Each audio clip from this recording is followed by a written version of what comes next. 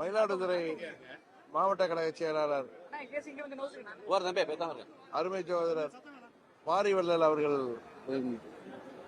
அன்பு மகன் திருமண விழாவில் ரிசப்ஷன்ல கலந்து கொள்வதற்காக நாங்கள் அனைவரும் வந்திருக்கின்றோம். நீங்க தான் கேட்கணும்.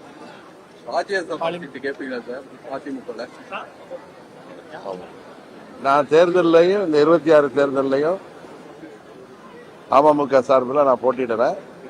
ஏற்கனவே சொல்லியிருக்கேன். அதுபோல ராஜ்யசபா தேர்தலையும் நான் சீட்டு கேட்கல. ஓபிஎஸ் யாராவது கூட்டணியில சேர்த்துப்பாங்களான்னு சொல்லி இன்னைக்கு குஷ்பு சென்னையில பேட்டி கொடுத்துருக்காங்க. அதை பத்தி இல்ல அண்ணன் ஓபிஎஸ் அவர்கள் அவர் அரசியல் தொடரணும். அதற்காக அவர் எந்த ஒரு நிலைப்பாட்டை எடுப்பதோ அது அவருடைய தனிப்பட்ட விருப்பம், அவரது உரிமை. அதை பற்றி எல்லாம் நான் ஒன்றும் சொல்ல விரும்பவில்லை. ஆனால் நேற்றுக்கு முதல் நாள் சட்டமன்றத்தில் அவருடைய ஆசியோட தம்பி ஐயப்பன் அவர்களை பேச வைத்தது, புரட்சி தலைவர் அவர்களை, அம்மா அவர்களை தெய்வமாக போற்றுகின்ற கோடிக்கணக்கான தொண்டர்களின் மனதில் காயப்படுத்தியிருக்கிறது. புரட்சி தலைவர் திமுக என்கிற தீய சக்தியை எதிர்த்துதான் கட்சி நடத்தினார். கட்சியை ஆரம்பித்தார் அனைத்து இந்திய அண்ணா திராவிட முன்னேற்ற கழகத்தை. 15 ஆண்டுகள் அவர் உயிரோடு இருந்தவரை திமுக ஆட்சி பொறுப்புக்கு வரவிடாமல் தடுத்து வைத்திருந்தவர் புரட்சி தலைவர் எம்ஜிஆர். அவரது அரசியல் வாரிசு அம்மா அவர்கள் அவரது மறைவிற்கு பிறகு பிரிந்து கிடந்த காரணத்தினால் 2 ஆண்டுகள் திமுக ஆட்சி பொறுப்புக்கு வர முடிந்தது என்பது எல்லோருக்கும் தெரியும். மீண்டும் 91 அம்மா அவர்கள் தமிழ்நாட்டில் ஒரு சிறப்பான ஆட்சியை நடத்தியது அல்லாமல் திமுகவை வலுவாக எதிர்த்த ஒரு மாபெரும் அரசியல் சக்தி அம்மா அவர்கள். இன்றைக்கு கூட பிரதமர் அவர்கள் சொல்லியிருக்கிறார்கள், அம்மா அவர்கள் ஒரு மாபெரும் பெண் சக்தி, தமிழ்நாட்டில் சட்டம் ஒழுங்கை நிலைநாட்டியவர். எப்பொழுது தமிழ்நாடு வந்தாலும் அம்மாவின் பெயரை சொன்னால் தமிழ்நாட்டு மக்களின் முகத்திலே ஒரு பிரகாசம் வருவதை என்னால் உணர முடிகிறது என்கிற அளவுக்கு இந்தியாவின் பிரதமரே, உலகத்தையே வேந்து பாராட்டுகின்ற ஒரு தலைவரை பாராட்டுகின்ற பொழுது அண்ணன் பன்னீர்செல்வம் அவர்கள் சட்டமன்றத்தில் புரட்சி தலைவர் எம்ஜிஆர் அவர்களின் ஆசையும் அம்மா அவர்களின் ஆசையும் திரு ஸ்டாலின் அவர்களுக்கு இருக்கும். அந்த ஆசையோடு அவர் மீண்டும் முதல்வர் ஆவார் என்று சொன்னது மிகவும் வேதனைக்குரியது, கண்டனத்துக்குரியது. பன்னீர்செல்வம் ஒரு பசும்போல் தோற்றிய புலியாக இத்தனை காலம் இருந்திருக்கிறார் என்பது தெளிவாக தெரிகிறது. ஏன்னா எவ்வளவு வக்கிர மனநிலை இருந்தால், எவ்வளவு குரோத மனநிலை இருந்தால் புரட்சி தலைவரின் தொண்டர்களையும் அம்மாவின் கோடானு கோடி தொண்டர்களையும் அவர் இழிவுபடுத்தி விட்டார் என்பதுதான் எங்களது வருத்தம். இன்னும் சில பேர் ஊடகங்கள்ல அன்னைக்கு கூட பார்த்த பேட்டி கொடுக்கிறப்ப ஊடகங்கள்ல டிபேட்ல கலந்துக்கிறவங்க இன்றைக்கு புரட்சி தலைவரும் இல்ல, அம்மாவும் இல்ல, கலைஞரும் இல்ல, அதனால பன்னீர்செல்வம் அவர்கள் திமுகவுக்கு ஆதரவாக இருப்பது தவறில்லை என்றெல்லாம் அவர் பேசுறாங்க. அவங்க கொடுக்கிறதுக்கு வாங்கிட்டு பேசுறாங்க. ஒரு தலைவர் இருக்கும் பொழுது அவருக்கு விசுவாசமாக இருப்பதை காட்டிலும் அவர்கள் மறைந்த பிறகு அவருக்கு விசுவாசமாக இருக்க வேண்டும் என்பதுதான் நமது தமிழ்நாட்டு பண்பாடு, இந்திய பண்பாடு. ஏன்னா உலகத்தில் உள்ள அனைவருமே ஏற்றுக்கொள்கின்ற ஒரு கருத்து. இப்ப எங்க தாத்தாவும் எங்க அப்பாவும், எங்க அப்பா நல்லா இருக்காங்க சொல்றேன், எங்க அப்பா காலத்துக்கு பிறகு அவர் மேல நான் பிரியமா இருக்கிறது சரியா? அவர் இருந்த காலத்துல ஒழுங்கா இருந்துட்ட மாதிரி நடிச்சிட்டு அவர்கள் இறந்த பிறகு, அவர்கள் தவறிய பிறகு அவர்களுக்கு எதிரான நடவடிக்கைகள் ஈடுபடுவது சரியா என்பதை கூட புரியாமல் சில பேர் டிபேட்ல கலந்து கொண்டு வாங்குகிற கூலிக்கு தகுந்த மாதிரி பேசுகிறார்கள். புரட்சி தலைவர் என்கிற மாபெரும் சக்தியும் அம்மா என்கிற மாபெரும் சக்தியும் தொண்டர்கள் இன்னும் எத்தனை நூற்றாண்டு ஆனாலும் தமிழ்நாட்டை பாதுகாக்கக்கூடியவர்கள். அவர்கள் மனது பின்படும்படி பேசியதைத்தான் நாங்கள் வன்மையாக கண்டிக்கிறோம். சமீபத்தில் டெல்லியில் நடந்த ஏஐ மாநாட்டில் காங்கிரஸ் உறுப்பினர்கள் சட்டையை கட்டிட்டு உள்ள கருத்து என்ன சார்? நான் நேற்று கூட ட்விட்டர்ல கடுமையான கண்டனத்தை தெரிவித்திருந்தேன். உலக நாடுகளே வியக்கின்ற அளவிற்கு இன்றைக்கு இந்தியாவை வளர்ந்த நாடாக, வல்லரசு நாடாக ஆக்க வேண்டும் என்கிற முயற்சியிலே மாண்புமிகு பிரதமர் அவர்கள் கடுமையாக உழைத்து வருவது எல்லோருக்கும் தெரியும். இன்றைக்கு உலக அரங்கில இந்தியா என்கிற நாடு மிக ஒரு உயர்வான இடத்தை எட்டி பிடித்திருக்கிறது என்றால், பொருளாதார ரீதியாக இருந்தாலும் சரி, அனைத்து துறையிலும் இந்தியா இன்றைக்கு முன்னேறிய நாடுகளோடு, வளர்ந்த நாடுகளோடு போட்டி போடுகின்ற அளவிற்கு இந்தியா இருக்கிறது என்றால் அதற்கு காரணம் மாண்புமிகு மோடி அவர்களின் நல்லாட்சி தான். அவர் நடத்துகின்ற அந்த ஏஐ மாநாடு, அந்த சம்மிட், அதுல ஐநா சபையை சேர்ந்த பிரதிநிதிகள், உலக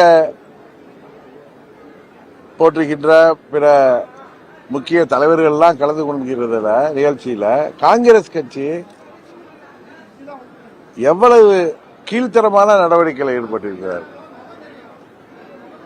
அரை நிர்வாணமாக அங்கே வந்து குரல் எழுப்புவது மூலம் அவர்களுடைய தரம் என்ன என்பது தெரிந்திருக்கிறது. உங்களுக்கு மாற்று கருத்து இருக்கலாம், உங்கள் எதிர்ப்பை தெரிவிக்கலாம், அதற்கு எத்தனையோ வழிகள் இருக்கு. அதை விட்டுவிட்டு இன்றைக்கு காங்கிரஸ் கட்சி கழுதை தேய்ந்து கட்டெரும்பாக மாறிக்கொண்டிருப்பதற்கு காரணம் அவர்களின் இந்த இழிவான செயல்பாடுதான்.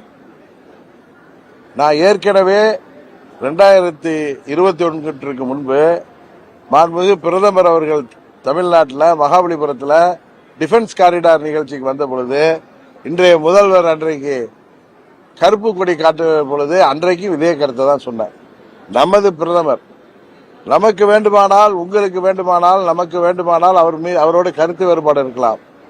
உலக நாடுகள் எல்லாம் கலந்து கொண்டிருக்கின்ற அந்த டிஃபென்ஸ் காரிடார் புரோகிராம்ல வருகின்ற பிரதமரை வரவேற்க மனதில்லாவிட்டாலும் நீங்கள் கருப்பு கொடி காட்டுவதோ கருப்பு பலன் விடுவதோ தவறுன்னு அன்றைக்கே சொல்லியிருக்கேன்.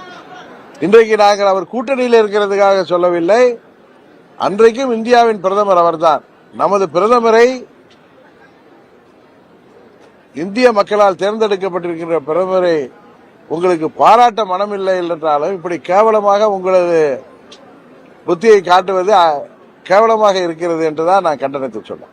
சட்டமன்ற தேர்தலில் நீங்க போட்டிடுறீங்களா? போட்டி இல்ல சார், அதான் சொன்னேன். தமிழ்ல தானே சொல்றேன், தாய்மொழியில தானே சொல்றேன். நான் சொன்ன உங்களுக்கு ஏற்கனவே நான் பல ஊடக நண்பர்களை பேட்டிகள்ல சொல்லி தமிழ்நாடு முழுவதும் எல்லாருக்கும் தெரியும். அரசியல் என்பது ஒரு சதி நிறைந்த துறை. இதுல அம்மாவின் ஆட்சியை மீண்டும் தமிழ்நாட்டில் ஏற்படுத்த வேண்டிய கட்டாயம் இன்றைக்கு இருக்கிறது. திமுக ஆட்சியில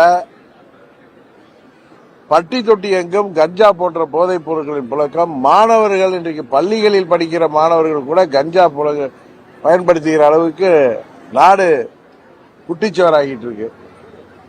இன்னும் சொல்ல போனா சட்டம் ஒழுங்கு சந்தி சிரிக்கிறது, பெண்களுக்கு பாதுகாப்பு இல்லை, தேர்தல் வாக்குறுதிகளை கூட நிறைவேற்றாமல் மக்களை விலைக்கு வாங்கி விடலாம் என்று இலவசங்களை காட்டி 5000 கொடுத்து விட்டோம் என்று மார்த்தட்டி திரிகிறார்கள்.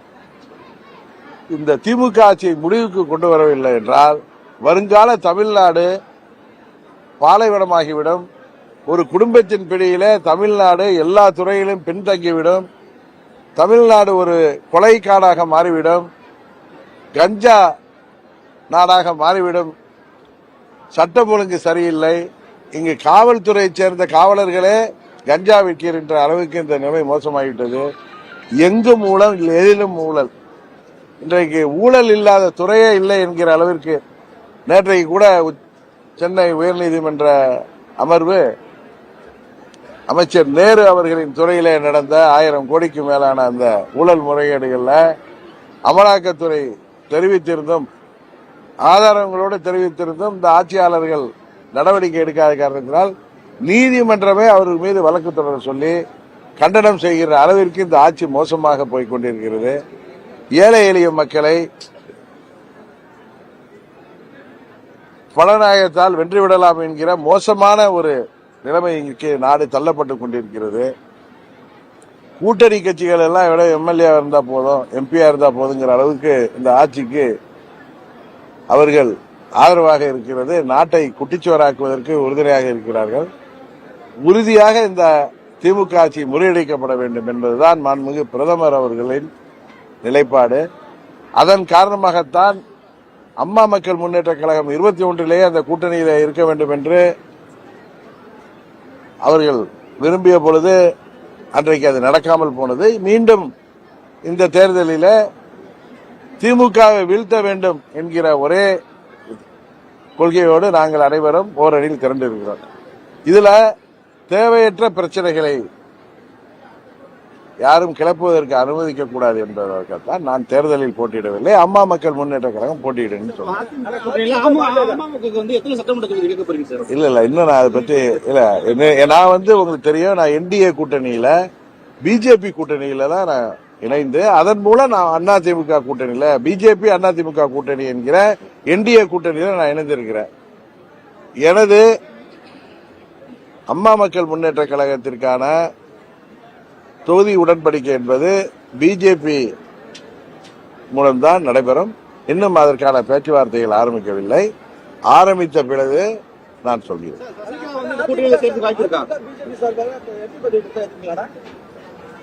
உங்க யூகத்துக்குலாம் நான் பதில் சொல்ல விரும்பலங்க. நான் விடிய விடிய கதை சொன்னாலும் சீதைக்கிராம சித்தப்பங்கிற மாதிரி நீங்க பேசிக்கிட்டு இருக்கீங்க.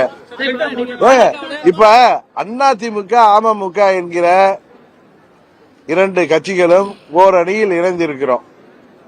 அம்மாவின் தொண்டர்கள் கிட்டத்தட்ட 99.9% ஓரணியில் திரண்டு விட்டோம்.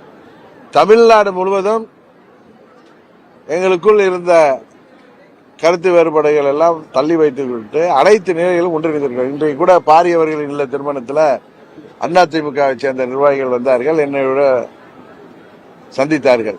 இதுபோல தமிழ்நாடு முழுவதும் நாங்கள் எல்லாம் பழைய ஒன்றாக இருந்தவர்கள், அண்ணன் தம்பிகளாக வாழ்ந்தவர்கள் இருந்தவர்கள், பிரிந்து கிடந்தா இப்ப ஒன்றிணைந்திருக்கிறோம். 99.9% ஓர் அணியில் திரண்டு விட்டோம். உறுதியாக திமுகவை வீழ்த்துவதற்கு தேசிய ஜனநாயக கூட்டணியில நாங்கள் செயல்படுவோம். யாரோ ஒரு சிலர் இந்த கூட்டணியில் சேராமல் இருப்பவர்கள், அதற்கான காரணங்கள் உங்களுக்கு தெரியும். அவர்கள் இந்த தங்கள் ஆதரவை என்டிஏ கூட்டணிக்கு மீண்டும் தமிழ்நாட்டில் அம்மாவின் ஆட்சி வருவதற்கும் திமுக ஆட்சியை வீழ்த்துவதற்கும் அவர்கள் உண்மையான அம்மாவின் பக்தர்களாக இருந்தால், அம்மாவின் ஆட்சி அமைய வேண்டும் என்று சொல்பவர்களாக இருந்தால், அம்மாவின் தொண்டர்கள் எல்லாம் ஓரணியில் இணைக்க வேண்டும் என்று சொல்பவராக இருந்தால், அவர்கள் யாராக இருந்தாலும் எங்கள் கூட்டணிக்கு ஆதரவளிக்க வேண்டும் என்பதுதான் எனது நிலைப்பாடு. சின்ன பிள்ளை மாதிரி பேசுறீங்க. இல்ல இல்ல இல்ல இல்ல இல்ல இல்ல இல்ல இல்ல இல்ல தம்பி நம்ம தமிழ் நம்ம தாய்மொழியில தான் பேசுறேன். உங்களுக்கு தாய்மொழி தெரியும்னு நினைக்கிறேன்.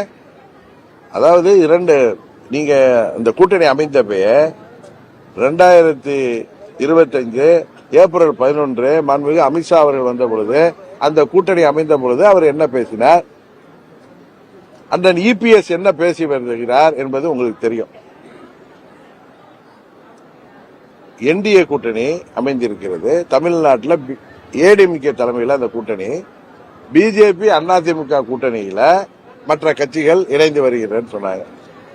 நான் என்டிஏ கூட்டணியில பிஜேபி தலைமையிலான கூட்டணியில சேர்ந்திருக்கேன். அதனால நீங்க எதுக்கு அதிமுக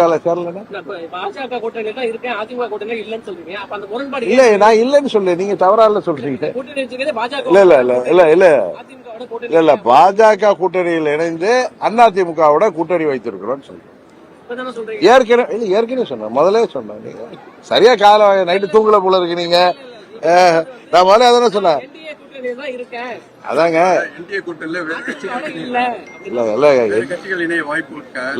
நீங்க திரும்ப ரீப்ளை பண்ணி பாருங்க. நீங்க கேட்டது தவறுன்னு தெரியும். நான் நான் உங்களுக்கு திரும்ப சொல்றேன், நான் ஏற்கனவே என்டிஏ கூட்டணியில தான் இருந்தேன். கேளுங்க சார், கேளுங்க. என்டிஏ கூட்டணியில அப்ப அதிமுக இல்ல, கரெக்டா? அதிமுக வந்த பிறகு 4 மாதங்கள்ல நாங்க அமமுக வெளியேறியது.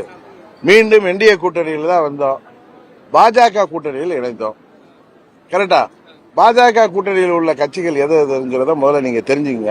அதுல அம்மா மக்கள் முன்னேற்ற கழகம் இருக்கு. பாஜக கூட்டணியில் உள்ள அமமுக அதிமுகவோட கூட்டணி வைத்திருக்கு. இதுல என்ன குழப்பம் உங்களுக்கு? நீங்க சொல்றது சென்ட்ரல்ல உள்ள ஒரு கட்சி, ஸ்டேட்ல உள்ள ஒரு கட்சி ஏன் இணையல? நீங்க சொல்றது அம்மாவோட ஆட்சி அமையணும்னு சொல்றீங்க. அப்ப அம்மாவோட ஆட்சி தமிழ்நாட்டுல இருக்கு, அவங்க கூட ஏன் இணையல? நீங்க இணையலன்னா என்ன ஒரே கட்சியாவா போய் சேர்த்திருக்கீங்க? அவங்க கூட்டணியில் தான் தேர்ந்தெடுத்தாங்க. பாஜகவோட கூட்டணியில இருக்கோம். நாங்க பாஜக கூட்டணியில் உள்ள கட்சிகள்லாம் அதிமுகவோட கூட்டணி வச்சிருக்கிறோம்.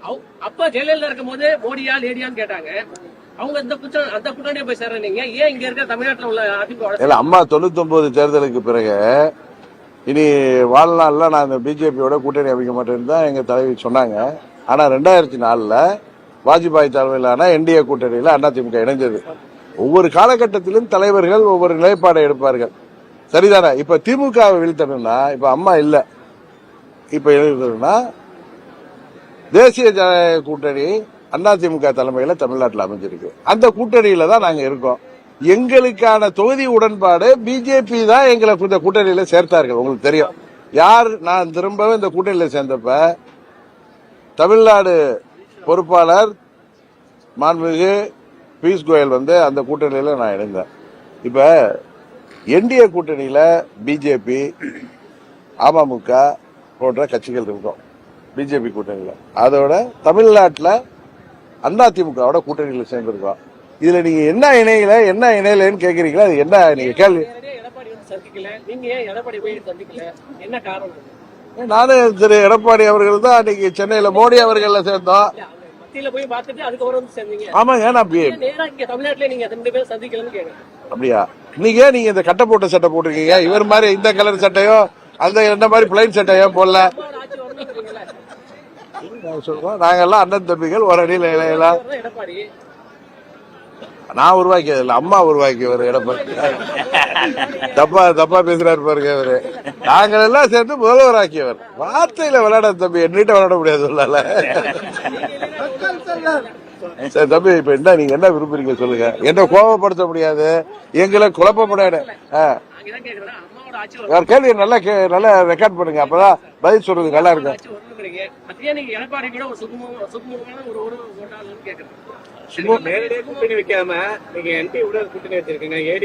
ஏற்கனவே நான் என்டிஏ கூட்டணியில நான் இணைஞ்சிருக்கேன். தமிழ்நாட்டுக்கு தான் பியூஷ் கோயல் என்ன ஏற்கனவே நான் என்டிஏ கூட்டணியில தான் சேர்ந்திருக்கேன். அந்த கூட்டணியில தான் வெளியில வந்தேன், திரும்பவும் அந்த கூட்டணிக்கு போயிருக்கேன். அவ்வளவுதான். அப்ப ஏடிஎம்கே இல்ல, இப்ப ஏடிஎம்கே வந்திருக்கு.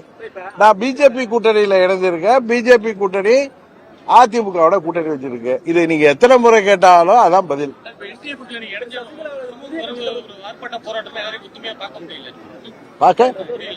அப்படியா? நிறைய இடங்கள்ல ஒன்று சேர்ந்துட்டாங்க. சில இடங்கள்ல நீங்க சொன்ன மாதிரி இன்னும் சேராம இருக்கலாம். வருங்காலத்துல எல்லாம் சேர்ந்துருவாங்க. அதிமுக தலைமையில சட்டமன்றத்தில் எடப்பாடி பழனிசாமி ஒரு தொகுதியில போட்டிருக்காங்க. அந்த தொகுதியில போய் பிரச்சாரம் பண்ணிருக்காங்க. 234 தொகுதிக்கு போவேன், அண்ணன் இபிஎஸ் தொகுதி உட்பட. கொஞ்ச நாள் பொறுமையா இருங்களேன், உங்களுக்கு தெரியும். ரொம்ப அவசரப்படுறீங்க. புதிய கட்சி வரவும் இருக்கா சார்? கூட்டணி பலமா வச்சிருக்காங்களா இந்திய கூட்டணி?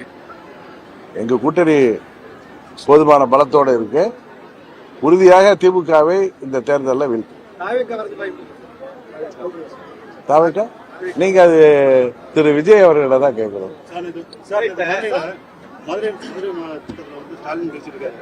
திராவிட மாடல் ஆட்சியினுடைய சாதனை உலக கேட்குது.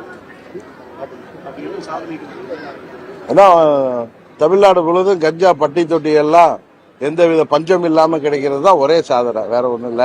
தமிழ்நாடு முழுவதும் அனைத்து தரப்பு மக்களும் போராட்ட குரல்களும் கைது குரல்கள் கேட்பது தான் ஒரே சாதனை. வேற எதுவும் கேட்கணுமா தம்பி?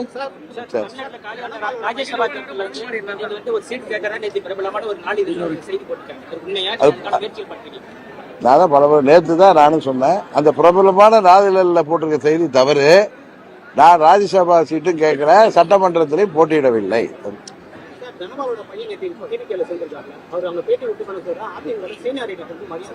எந்த தரப்பார்? என்ன சீனியாரிட்டிக்கு மரியாதை?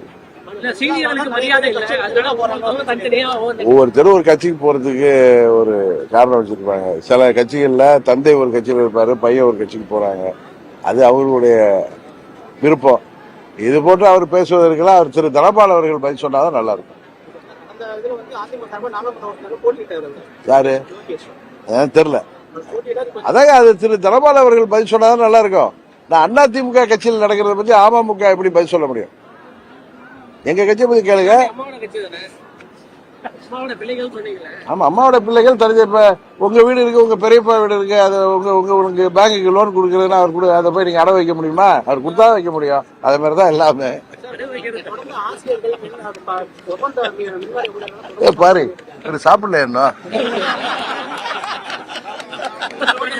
தம்பி, நீங்க ஊடகத்தை சேர்ந்தவர்கள் கேள்வி கேட்கலாம், அது சிறுபிள்ளைத்தனமா கேட்கக்கூடாது. அவ்வளவுதான். உங்க அளவுக்கு எனக்கு மெச்சூரிட்டி இல்லாம பதில் சொல்ல தெரியல. அதான். சரி, ஓகே.